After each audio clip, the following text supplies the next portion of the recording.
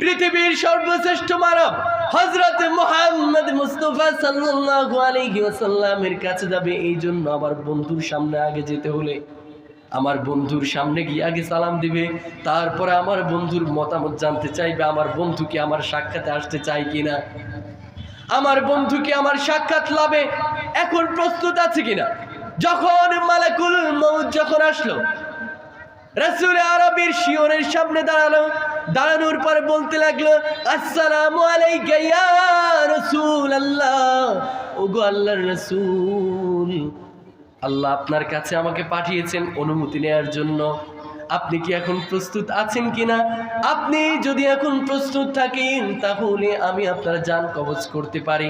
ভাইরা রে আমার, শুধু এখানেই শেষ নয়, আল্লাহ নবী সাল্লাল্লাহু আলাইহি ওয়াসাল্লাম যেদিন বিদায় হয়ে যাবেন, যেদিন তিনার মৃত্যু যন্ত্রণা শুরু হয়ে গেছে, পাশে তিনার সবচেয়ে প্রিয় স্ত্রী আয়েশা সিদ্দিকা রাদিয়াল্লাহু তাআলা আনহা ছিলেন। তিনার সবচেয়ে আদরের কন্যাও ছিলেন হযরত ফাতেমা রাদিয়াল্লাহু তাআলা আনহা।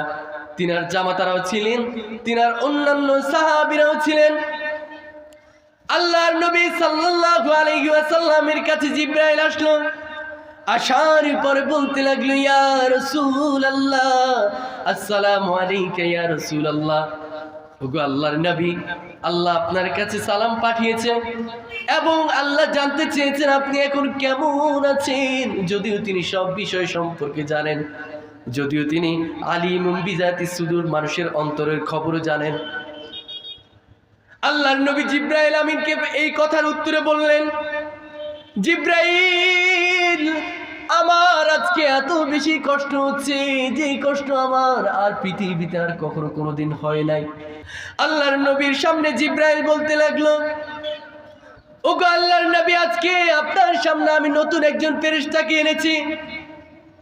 যেই ফেরেশতা দুনিয়াতে কারো সামনে আসছে তার থেকে অনুমতি চায় না, কিন্তু আল্লাহ রাব্বুল আলামিন বলে দিয়েছেন, খবরদার ফেরেশতা, আজকে তুমি কিন্তু সাধারণ কোনো মানুষের সামনে যাবে না, আজকে তুমি সাধারণ কোনো পয়গম্বরদের সামনে যাবে না, আজকে তুমি পৃথিবীর সর্বশ্রেষ্ঠ মানব হযরত মুহাম্মদ মুস্তাফা সাল্লাল্লাহু আলাইহি ওয়াসাল্লামের কাছে যাবে। এই জন্য আমার বন্ধুর সামনে আগে যেতে হলে আমার বন্ধুর সামনে গিয়ে আগে সালাম দিবে, তারপরে আমার বন্ধুর মতামত জানতে চাইবে, আমার বন্ধু কি আমার সাক্ষাতে আসতে চায় কিনা, আমার বন্ধু কি আমার সাক্ষাৎ লাভে এখন প্রস্তুত আছে কিনা।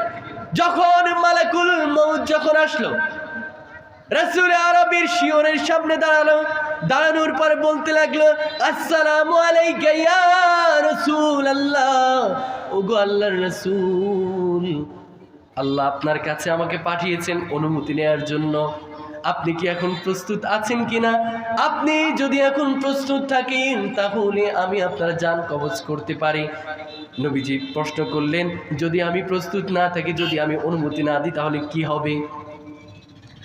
তখন মালাকুল মউত নবীজিকে বলতে লাগলেন, ইয়া রাসূলুল্লাহ, ইয়া হাবিবাল্লাহ, আমার আল্লাহ আমাকে নির্দেশ দিয়েছে, আজরাইল যদি আমার হাবিব যদি আমার সাক্ষাতে এখন যদি আসতে না চায় তাহলে আমার হাবিবের জন্য অনুমতি আছে।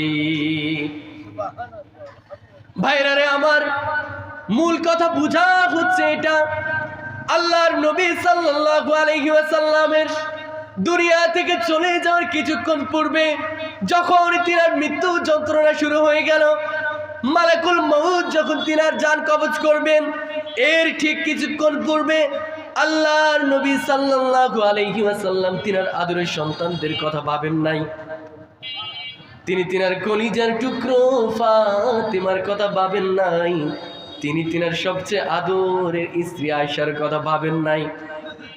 আল্লাহর নবী সাল্লাল্লাহু আলাইহি ওয়াসাল্লাম তিনার মুখ থেকে শুধু একটি কথা বের হয়েছিল, হাদিসের মধ্যে এসেছে আল্লাহর নবী সাল্লাল্লাহু আলাইহি ওয়াসাল্লাম শুধু বলেছিলেন, আসসালাত আসসালাত ওয়া মা মালাকাত আইমানুকুম।